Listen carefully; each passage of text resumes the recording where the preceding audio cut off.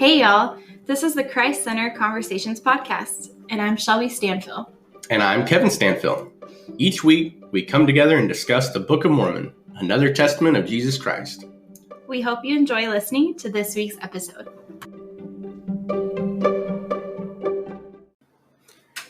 Hey there, welcome to episode 30 of our Book of Mormon podcast. Just before we started recording, we just were thinking about how many weeks we've been doing this. It's 30 weeks. Kind of crazy. It's kind of crazy. It's been a lot of fun, and we're so excited to have the opportunity and keep trucking on. So last week's episode, we read about Lehi passing away and leaving some blessings on his children and their children. And we also read about Nephi, about his psalm. We read his psalm and his trust in the Lord. His trust in the Lord. Yeah. And, as we move into chapter 5, I like to think about, there was this talk given several years ago by President Eyring in the first presidency. Mm-hmm. And that talk was called Mountains to Climb. And he said he was reading some words of, I think, President Kimball. And he read, give me this mountain to climb. Kind of to give me this challenge to overcome so that I can come closer to God, to Jesus Christ. And after President Eyring did that, he himself did that too. He's like, I prayed for a challenge. And he got one. And it was the hardest of his life, he says. I don't know what it was. But I can't help but thinking about how here's Nephi, and he said this, I'll put my trust in thee forever. And in the next chapter, he gets a trial. He gets a huge trial, which pretty much it changes the destiny of his family forever. Yeah. And really the destiny of all of Heavenly Father's children. Yeah. It's pretty profound. I had to think about that for a second before I replied. Did we want to talk about the plates really quick, or we just want to move on? Let's talk about, let's get there when we get there. Okay. Sounds good. We've got a minor clarification from last week, but it really affects, or it really... it'll make sense. It'll make more sense when we get to the end of this chapter. And to be honest, I'm not sure we're going to cover this whole chapter today. So, verse 1, chapter 5. This is his trial, right? Yes. He's already crying to the Lord because his brothers are angry with him. Right. And it's very interesting. If you look at the footnote for anger in verse 2, it actually takes you on, hang on a second. Oh, no, it's actually in verse 1. The footnote for anger in verse 1, it takes you first to chapter 4 of 2nd Nephi, and it talks about how Laman and Lemuel and the sons of Ishmael were angry because of the admonitions of the Lord. And it goes then to Jacob.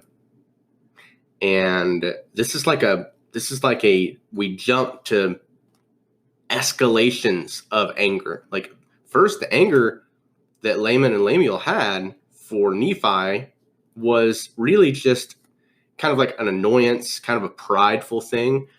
But as the anger became a steeped anger through the generations, it became far more severe, more of like a hatred, right?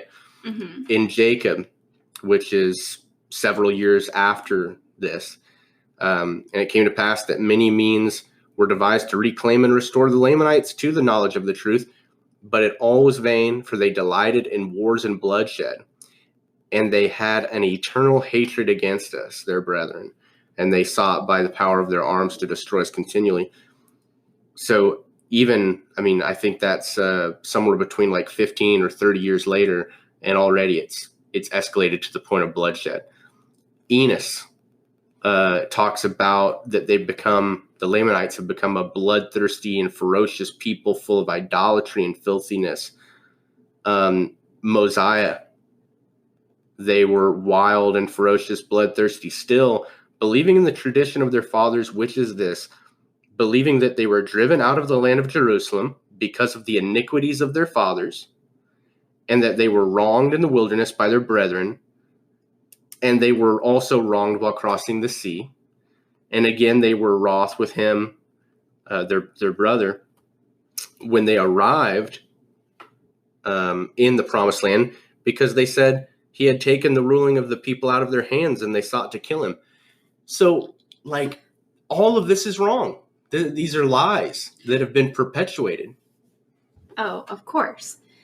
I want to pause for a second, right where you're at. This is perfect. This was a thought that I had while you were talking. In verse 3, it essentially says the same thing. It talks about how they murmured against him, saying that he thinks to rule over us, much trial because of him. Let us slay him, that we won't be afflicted by his words. He wants to be a ruler, da, da, da. And this is Laman and Lemuel talking about Nephi, correct? Mm-hmm. Yes. And those scriptures you just read relate to that too. And something dawned on me while you were talking, that Nephi had to have had such a clear understanding to be able to write how they're feeling, right, of Laman and Lemuel. So not only do we get a glimpse into what Laman and Lemuel are feeling because of how he wrote it, but Nephi had such humility to be able to write what he thought that, like, what expressed why they were wrong. And I think that's very interesting because Nephi really did, in essence, understand and get their point of view as to why Laman and Lemuel thought he was wrong, right? Yeah, that's true. He had that understanding. But if you realize, Nephi didn't drop down because of that understanding, because he knew what he knew. He knew that wasn't true, and he didn't, revert down. He stayed where he was, and that's a really key character trait that can be pretty hard to develop, but it's a good character trait, right? To be able to acknowledge that someone thinks that you're wrong, but stay true to what you know, right? And that teaches a lesson in today's world where we stand, right? Someone can accuse you of wrong things, but don't drop. I think what you're referring to is, like, don't be manipulated by other people, right? Yeah, I guess so. Because Nephi, he has a level of empathy for his brethren, right? That's what you're saying. Understanding, in this context, is also empathy. Yeah. But just because he's empathetic, just because he is able to discern their frustration, it doesn't mean he starts omitting doctrine, right, to make the truth a little bit easier for them. Right. How often are we get worried that if, when we talk about the sealing power of the priesthood, well, I'm not going to bring that up with my non-member friends. At least I'm not going to say that because they aren't sealed, they won't be together forever, because maybe they'll be offended by that. Right. Like, that's just a small example, but I think of it like there are all kinds of things and examples from my life, which I'm not proud of, in which I omit a doctrine while discussing with someone who's not a member of our faith, a friend of mine, and I think to myself, well, when they're ready, I'll share that extra doctrine with them. And it's not like a crazy doctrine. It's what we believe. We believe families can be together forever through Heavenly Father's plan. Right. That's not a crazy doctrine. So yeah, I just wanted to kind of put that as a preface for what we're about to get into, is that Nephi was not manipulated. Yeah. in this relationship. And the second thing I wanted to say about this was that actually Aubriana, who we had on the podcast last time, she sent after the podcast, we still stayed on FaceTime and chatted, and she sent this wonderful video on empathy. And it was great, and I loved it. But then, as I was finished with that one, another one came up that was suggested, and it was about blame. And something she said, I actually tagged it in my scriptures, was that blame is the discharging of discomfort and pain. It's the inverse relationship with accountability. And I thought to myself that it really applied to these first few verses in chapter 5 about the blame is coming. Laman and Lemuel they were in discomfort. They were in pain. They were mad, and it's coming out in the form of blame. You think to be a ruler over us. You wronged us. This is because you did blah, blah, blah. And it's really just because they weren't comfortable with it all. And they didn't get comfortable with it. The way they needed to get comfortable with it was by seeking the guidance of the Lord. Okay? They didn't do that. So it's still stuck in this blame area, right? Yeah, I understand. So, and they don't ever take accountability. It's never their fault. Right. So all these things are playing into what's going to happen in the next couple of verses. And I just wanted to point out that second thought. I appreciate that. So moving forward to verse 5, it comes to pass that the Lord warns Nephi. He warns him that he should flee, depart from them, his brethren, and flee into the wilderness, and all those who would go with him. Mm-hmm. Now, I can't help but stopping there and thinking, wait a second. Now, they have to flee into the wilderness again? They just got to, and just as a little aside, it's been 30 years from the time they left Jerusalem. Yeah.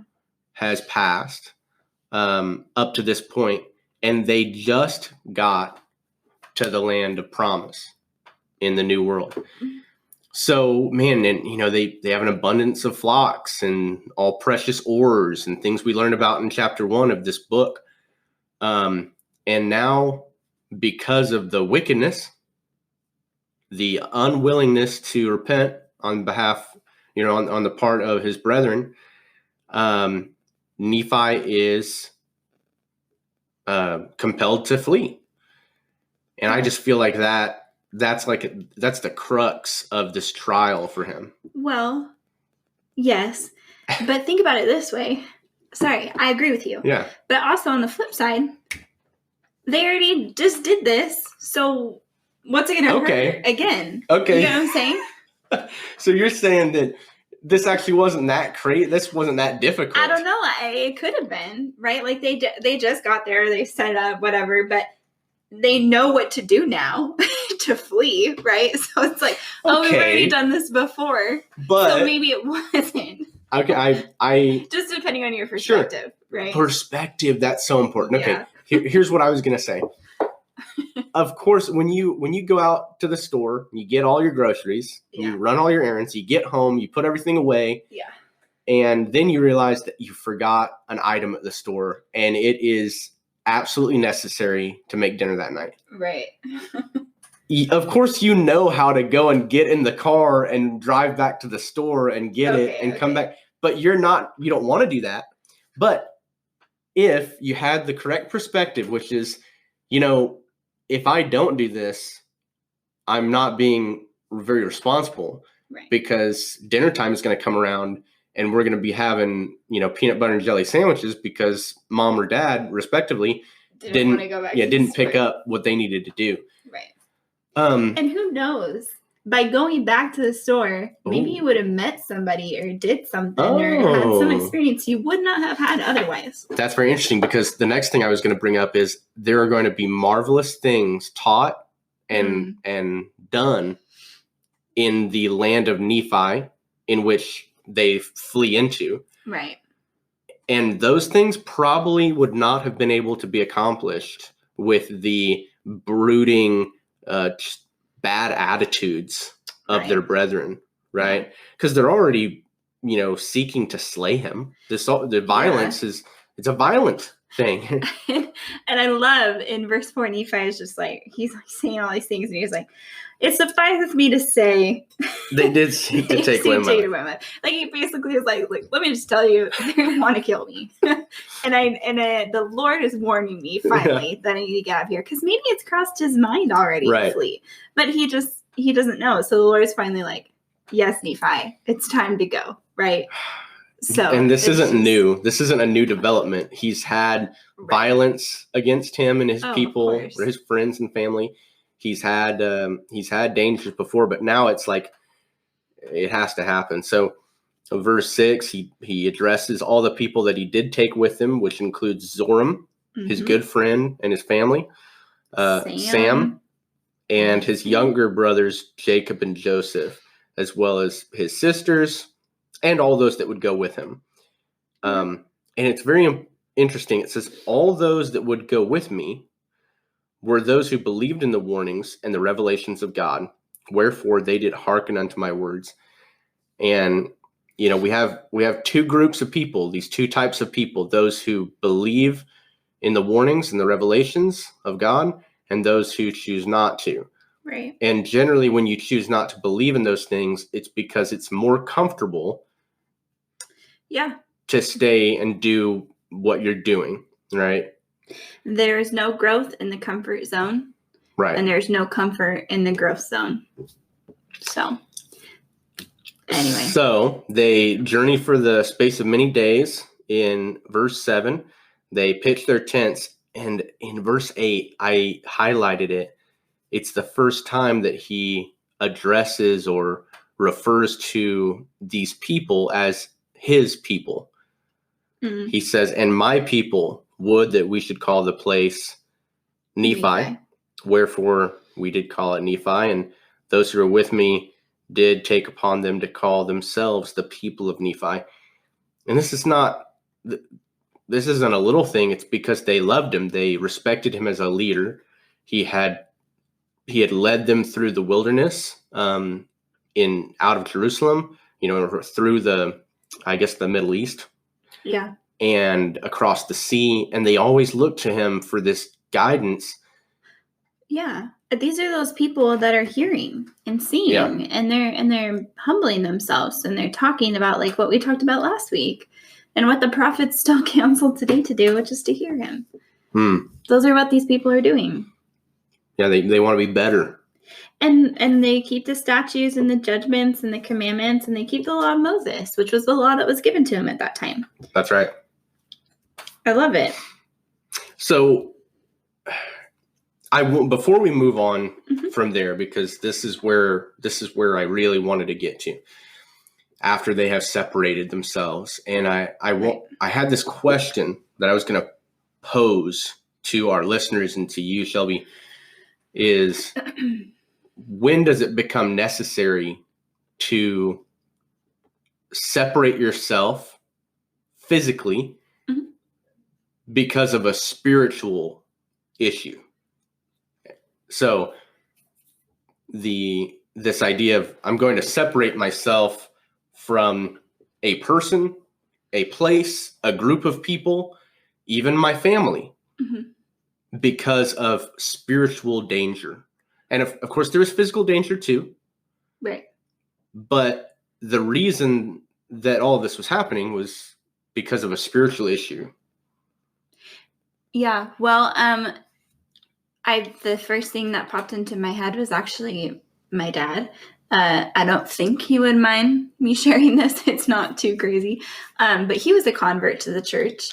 And he told me that one of the things, as he was coming closer to the Spirit and learning the things that he should be doing, the only way that he could continue doing those things was to stop going to those physical places like bars and his friends, or people that were not good for him spiritually. Because if he went to those places, his spiritual journey would halt, like stop, right? So in order for him not to do that, he just stopped. He just stopped going to those places. He lost friendships, but he gained so much more because he increased his spiritual capacity and went to the places that nourished that, right? And he eventually, and is continually becoming the man that God wants him to be, right? So I guess, what was your original question? No, you answered it. Yeah, Oh, okay. When does it become necessary to? Well, then I think spiritual growth, your spiritual growth, it becomes necessary to leave those places, right? Yeah, and I guess it just ties back into what I had said earlier, which is they go and they construct a temple here in this new land that they find, the land of Nephi. Right. And, those things may not have been accomplished, or they would have been frustrated by the presence of Laman and Lemuel and their ilk. I think to myself of like, I when I had joined the church, I had 2 jobs, and one was among, some worldly people. They were good guys. I considered them my friends. However, the things that we discussed at work were not uplifting. There was a lot of downtime at this job. And so there was a lot of discussion. There were a lot of pulling things up on phones. And sometimes I'd just go home after the workday and I just feel dirty. Yeah. Not just because of the work, but because of the conversations and things like that. And it wasn't awful. It wasn't like heinous stuff, but I just didn't feel uplifted. Meanwhile, the other work was more professional. It was cleaner. It felt cleaner. Mm-hmm. And I didn't mind going to work, and I didn't mind consorting with those coworkers. And so eventually I quit that second job, and it wasn't a huge pay cut for me, but I felt so much better not having to go there. And so I made that decision largely for that reason. And today, I manage a business, and as the manager, I try to ensure that we have, a high caliber of, or high quality of conversation when we're there. I don't use profanity myself, right? Right. But I also don't encourage it. I try to make that a good place, because most of the people I work with are young kids, and their first job should be somewhere that their parents wouldn't mind them working. And so I take a lot of pride in that. And I just see it as like, I'm also inviting the Spirit to be there with us too, So 100%. Do you have any other thoughts about that before we move on? I don't think so. I think we covered it. Cool. Yeah. Yes, they go into this land of Nephi. They keep the law of Moses, and in verse 11, it says that the Lord was with us, and we did prosper exceedingly. And they began to sow seed and reap in great abundance. And they kind of like replicated the prosperous land that they had found immediately when they got into the land of promise. So they didn't lose anything. They didn't lose any physical, wealth, right? They didn't lose any physical wealth by doing this, but they could have. They could have gone to a less prosperous or less abundant land, but that would have just been, a trial to face. But luckily, they were blessed by replicating that. I want to say a quote, because it does talk about prospering, mm-hmm. correct? In like 11 through 13. Yeah. It says in the Book of Mormon Student Manual, it says by President Heber J. Grant, talking about true prosperity. It says, when I say prosperity, I am not thinking of it in terms of dollars and cents alone. What I count as real prosperity is the growth in a knowledge of God, and in a testimony and in the power to live the gospel and to inspire our families to do the same. That is prosperity of the truest kind. So you're talking about, they still had these same things. That's great. But also the prosperity, another side of that is their spiritual prosperity, right? Like what we talked about, their growth was able to just continue up. And it was almost the chains of wickedness had been broken, right? They're broken free from it, not because they were doing it, but because other people were doing it. And they can just thrive in this environment together, right? Yeah. They can just shoot 10 times higher than they could have in a wicked environment, right? No, I really like that. This is a period of time which actually it covers another 30 years. By the way, it says up in the header or in the chapter description, it says about 588 to 559 BC. And so this is not that they just go over there and they start doing this immediately. It took some time for them to prosper and build up a civilization there. And President Nelson just said in this most recent conference, the Lord loves effort. Yeah. It's great, right? Yeah. He loves it. He loves seeing us work. So what do they do? What is this this labor that they undertake in the new land? It says that in 14, Nephi took the sword of Laban. We remember that sword that he took from Laban, and they carried it into the wilderness. And he then made many swords after the manner of that sword, lest by any means the people who are now called Lamanites should come upon us and destroy us. He says, for I knew their hatred toward me and my children and those who were called my people. And it's interesting because he knows that just because they went somewhere else doesn't mean that he doesn't let his guard down in the sense of, okay, they're just leaving me alone now because I'm physically away from him. No, he knows that these people can come and find him at any time, right? So he's making preparation physically and spiritually to be able to defend himself, as we should be doing today, right? And he's still not letting himself, he's not going to let them come back and manipulate him, right? He's like, nope, still not going to happen.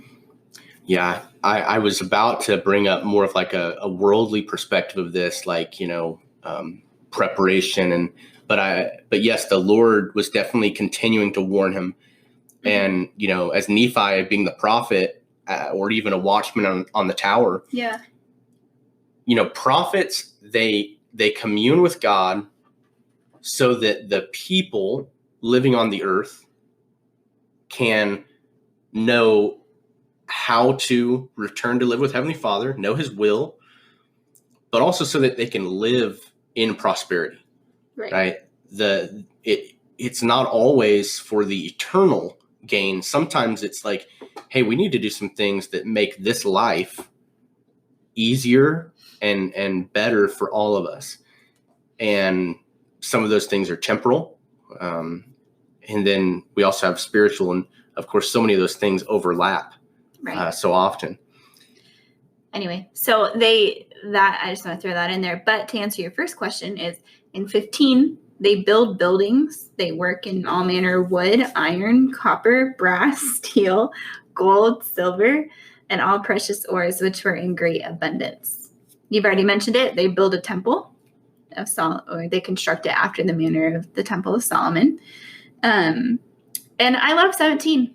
They were industrious. I did cause my people to be industrious and labor with their hands. Yeah. So cool, right? He's like, we came there and we just kicked back. No, he didn't say that. Right. He's like, no, let's get up and work.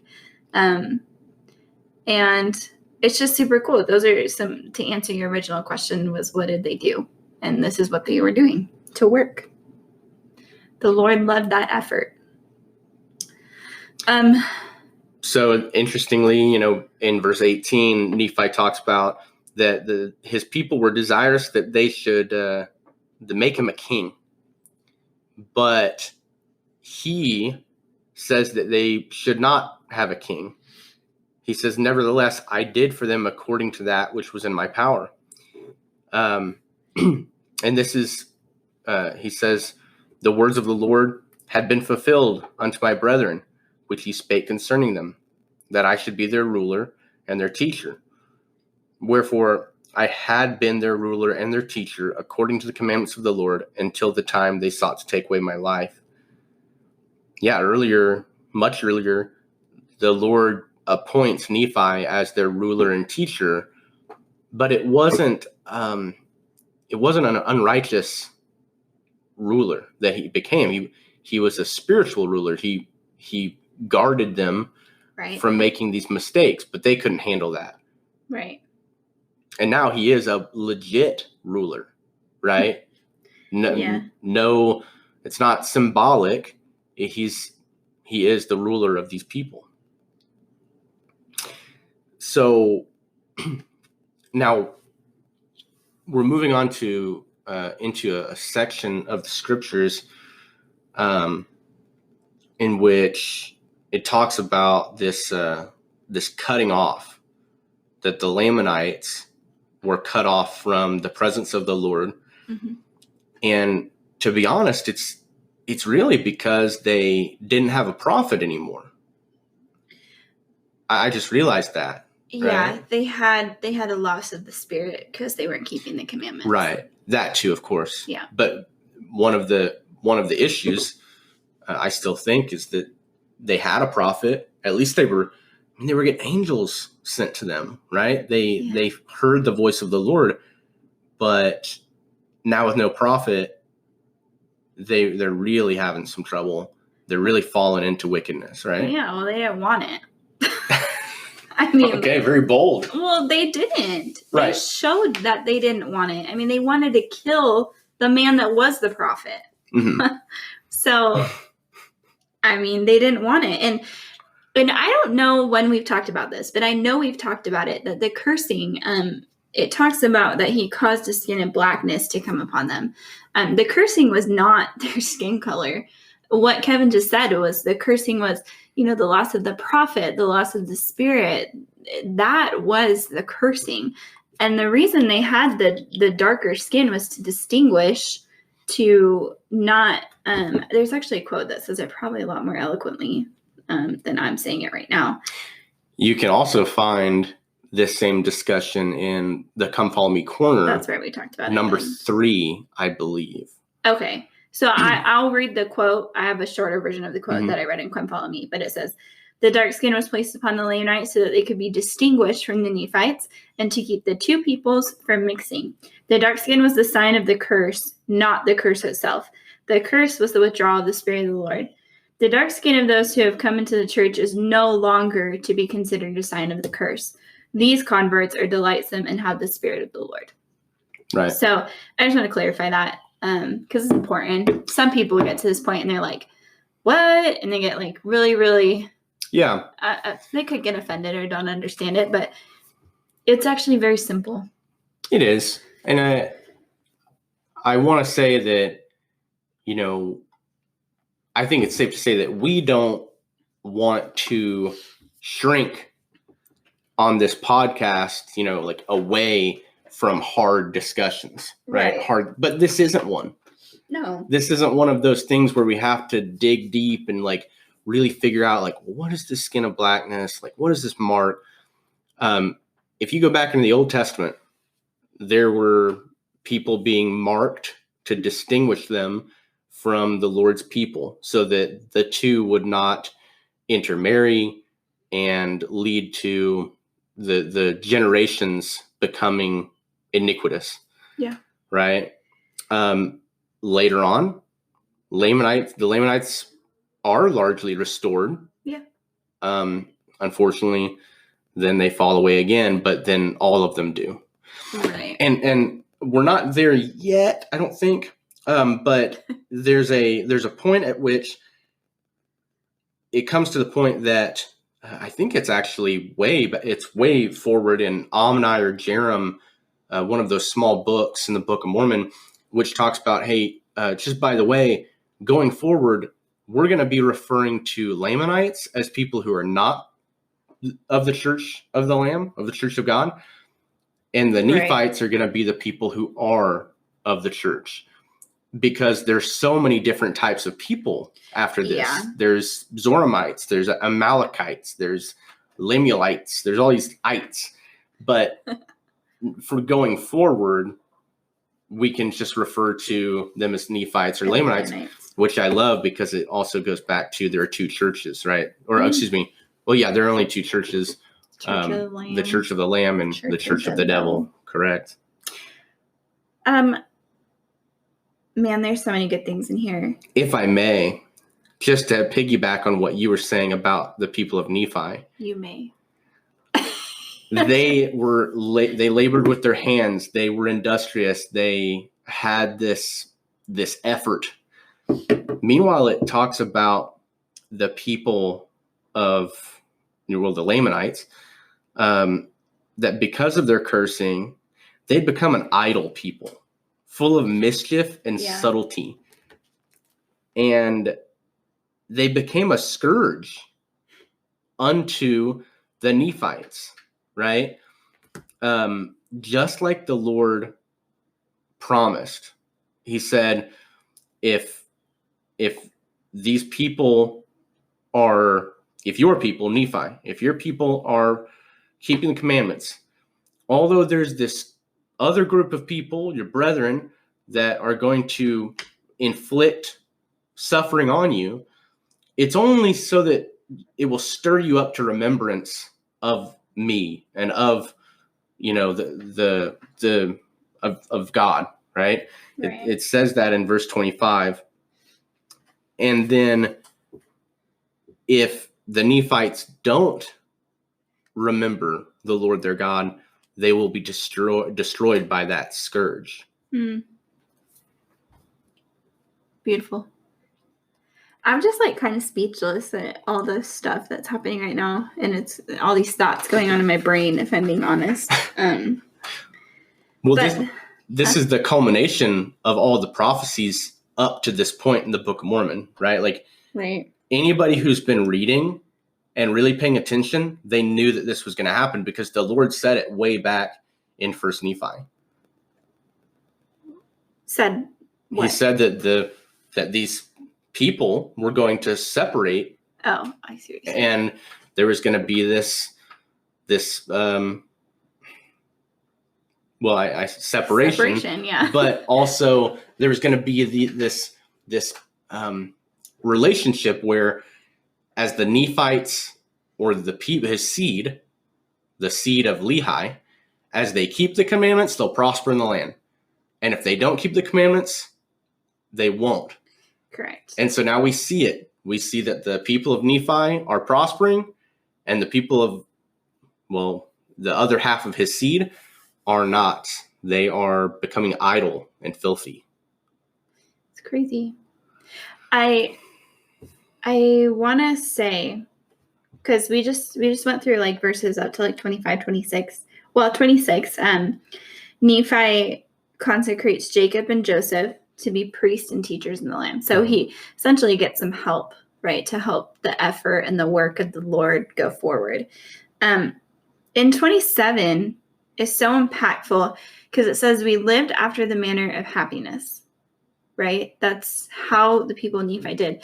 And what you talked about was that Laman and Lemuel became this, their seed became, idolatrous, mischief, subtlety. They essentially kind of became lazy, right? They didn't have these rules, in quotations, to follow now that their father had been teaching them. So they just lay back and chill, right? Right. And then Nephi's over here man, we're living after the manner of happiness. And it's just the complete opposite what we're seeing here in this verse. And I think that's why my brain is so so many thoughts right now, because we're seeing two completely different things happen in this chapter. And to relate that to COVID-19, man, technically you could look at church as these rules, they're not there anymore. You don't have to go to church because, we can't. So are you just going to be lazy and sit at home on the couch and do nothing on Sunday and for the whole week and watch Netflix and be on social media and watch a bunch of TikToks? Like, what are you going to do with your time? Are you going to become like that? Or are you going to work and learn something with the time that you've been given? Right? Are you going to be happy or are you going to be lazy and idolatrous? Full disclosure, we did, and I know what you're saying, but I just want to make sure there's full disclosure. Shelby and I did watch all the Marvel movies. Oh, yeah. But that was over the course of almost a month or 4 weeks. Yeah. And wild. So, we're still working our jobs, our day jobs. Yeah. We're having some fun at night. But, over the last month, I have, I do a little bit of creative writing as one of my hobbies. And I've made so much progress. Yeah. And there's no reason that I should have. I mean, I'm not any less busy, but I've definitely taken it upon myself to make sure that when I am home, I get a little bit of work done too, something productive. And that's made me happy. Yeah. Right? 100%. And there was even one night, Kevin and I stayed up studying the scriptures. Yeah. And watching really cool video about the scriptures. And that was till 11:30. Mm-hmm. I don't even know where we are time-wise right now, but I just know that we can be happy in this time and we can find purpose and we can be like the people of Nephi. We literally can do that and not to become like Laban and Lemuel. So just to conclude, we're going to conclude around that verse 27 in this chapter. And then next time we'll open up with some new insights that we have about the plates, which are so often talked about through First Nephi and Second Nephi. Which I'm really, really, really, really, really excited for. Shelby is super stoked. Yeah. Honestly, we're probably going to just record that today. Yeah. And then attach it as a segment, as an opener to next week's episode. Yeah, probably. So, but that's okay. What I want to close with, I do want to read verse 27. Nephi says, "And it came to pass that we lived after the manner of happiness." And I have a few cutaways. Let me read here. This is from the prophet Joseph Smith. He says, "Happiness is the object and design of our existence and will be the end thereof. If we pursue the path that leads to it, and this path is virtue, uprightness, faithfulness, holiness, and keeping all the commandments of God." And I put a little bit of incorrect emphasis on that sentence, but you can find that in the Book of Mormon student manual in this chapter. So, Heavenly Father wants us to be happy. And what I really wanted to close with was this thought that just came to my mind as Shelby was talking about idleness and whatnot. We read that the people now called the Lamanites, they are, because of their idleness and because of the wickedness of their parents, it's obvious, or it's clear that we can assume that their children are not being raised in the most pleasant of circumstances. They depend on the prey of the field, which means that it's not a consistent source of nourishment. Mm-hmm. Whenever in the scriptures you read derogatory statements about hunters or people who feed off of the flesh of beasts, it's not that hunting is bad. It's not because God doesn't like hunters or people who go and obtain their own substance. It's because they are not putting down roots. They're not doing the things that provide a source of sure, substance and wealth to their families and their people.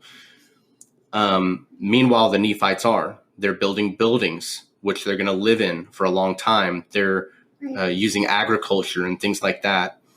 And so you have these children of the people of Nephi who are being raised in righteousness and plenty. You have the children of the Lamanites who are probably very hungry. They're becoming more defensive and angry with each other, with their families, and that hatred is being directed toward the Nephites by their parents, saying, if it wasn't for our wicked brothers, we would have all the food. We would be living in these buildings, but we'd be back in Jerusalem. But instead we were kicked out of Jerusalem because they were wicked. There's the blame. There's the blame I was talking about, is the anger and the discomfort going towards them. Yep. They're not taking accountability. I mean, shoot, at this point, make your way back to Jerusalem. It's gone. Right. Been gone. It's been gone. So, bye, Felicia. Wow. Okay. So Shelby is, she's, I don't even know what's going on. But, I'm sorry. So where do I go from there? I don't know where we go from bye, Felicia, but. Okay. I apologize. So as what I was saying just in closing was that this is really what's going to determine the future wars and contentions among these two groups of people. Is this what happened right here, this separation and the inability to reconcile until the gathering of Israel, which we have now, right? Luckily, we're reconciled, able to reconcile one another. People are able to communicate better than they ever have, and I know that's true. Man, I just know the Book of Mormon is true. Yeah, I add my second witness to what Kevin just said. Yeah. And I hope that the people listening have that third witness right now too. And I'm sorry for saying bye, Felicia, but it's just, that's the point where I'm like, okay, Nephi really did all he could to reconcile, as Kevin was saying. And at that point, you just can't do anything to make people do what you want them to do. That's not how it works. So at that point, that came the separation, and it sets the course for the rest of the Book of Mormon. Yeah, the rest of this record. Which was really cool, and it goes into the plates, and that we want to talk about because there's an order to all things. Yeah. So anyway. You're going to hear all about that next time. First thing on the next episode. Yeah. On episode 31. So we appreciate y'all listening, and we hope y'all have a great week. And stay safe out there, of course. Take some time to read from the scriptures. And if you haven't already, start listening to the messages of General Conference. They were up quick this time. It's been a couple, sometimes it takes almost a week for them to get it up, but on the app and everything. But they're ready. They're ready to go. So start playing some on your way to work, or if you're homebound, then, put it on in the morning when you get ready. It'll bless your life. And it's all about the restoration. It's all about the Book of Mormon. It'll build your testimony. I know it will. It has for me. And we will talk to you next time. Bye. Welcome to episode 30. That's 30. No, this is just a test. Babe. Don't sweat it. You didn't even say anything. Yeah, don't worry. You just jumped into it. It's just a test. You didn't tell me that before, though. I thought you was going.